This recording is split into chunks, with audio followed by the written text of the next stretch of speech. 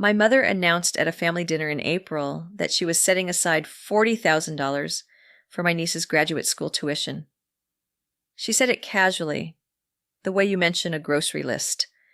My children, 7 and 11, were sitting right there. Neither of them was mentioned, not once. My name is Dana. I was 34 years old.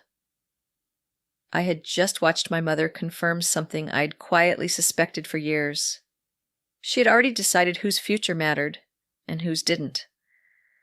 What she hadn't counted on was the envelope I'd found 3 weeks earlier inside a drywall cavity in my late father's home study. Inside that envelope was a private legal document that changed everything she thought she controlled. This is the story of how I used it. My father, Gerald, passed away 18 months before that dinner. He was a careful man. He spent 30 years as a mechanical engineer and saved the way people from his generation saved. With patience, with silence, and with a long view of what money was actually for. My mother, Renee, was a different kind of person, warm in public and sharp behind closed doors. She had favorites. She'd always had favorites. And her favorite for the past decade had been my niece, Cassie. Private tutors. A study abroad semester. A first car, bought new, at 17.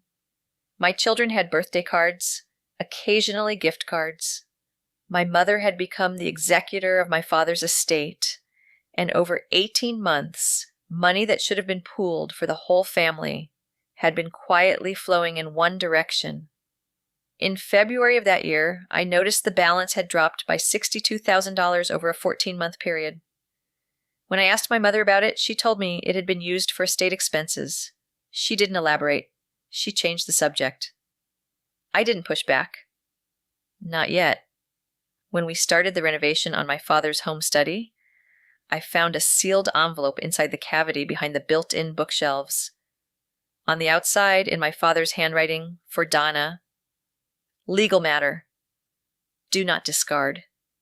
Inside was a signed and notarized codicil dated March 2019, along with a 2-page summary document that my father had written himself.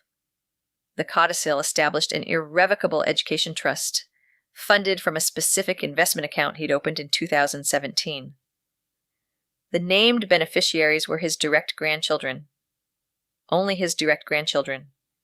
It named me as the successor trustee in the event of my father's death. My mother had either never known this account existed, or had never been told she had access to it. The attorney who drafted the trust had sent a registered letter to my mother's address 6 months after my father's death. She had signed for it. She had never mentioned it to me.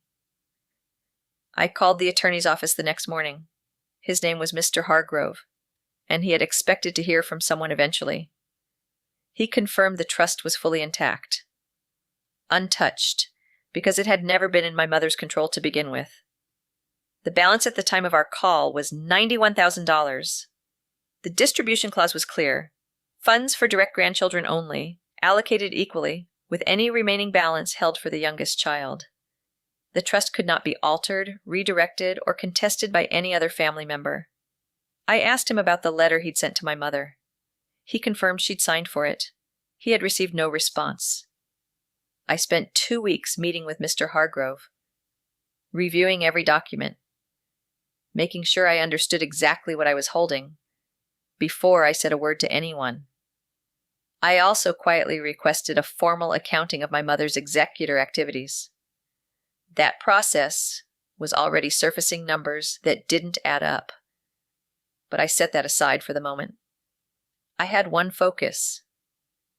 If you've ever had to wait quietly while holding something that changes everything, you know how long those weeks felt. If you're new here, subscribe. I post every week. The meeting was scheduled as a family check-in at my mother's house. She assumed it was about the house sale timeline. When I arrived, I had Mr. Hargrove with me. My mother's expression shifted the moment she saw him. I placed the notarized codicil on the dining room table along with the trust summary, the account statement, and the certified delivery confirmation. Mr. Hargrove walked the room through each document in sequence. He explained the trust structure, my role as successor trustee, and what the equal distribution clause meant in practical terms. Phil read the codicil twice. He asked to see the notary certification. He looked at the account statement. Then he put the papers down and said nothing. My mother said, "I didn't know about this account," Mr. Hargrove replied quietly. That the registered letter from 7 months prior suggested otherwise.